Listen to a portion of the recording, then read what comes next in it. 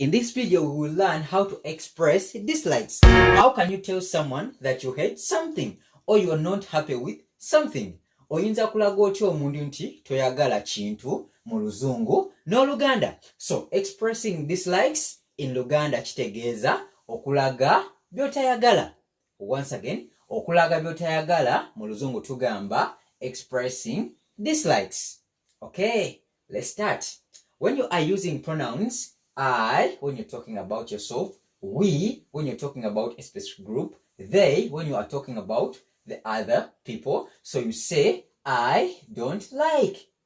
Once again, I don't like. Or we don't like.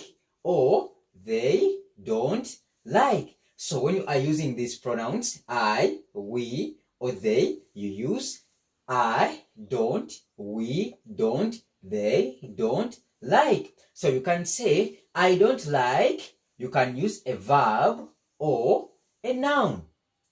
An example, I don't like laughing. Once again, when you use a verb, you add ing. I don't like laughing. Or we don't like laughing. Or they don't like laughing. Or you can use a noun.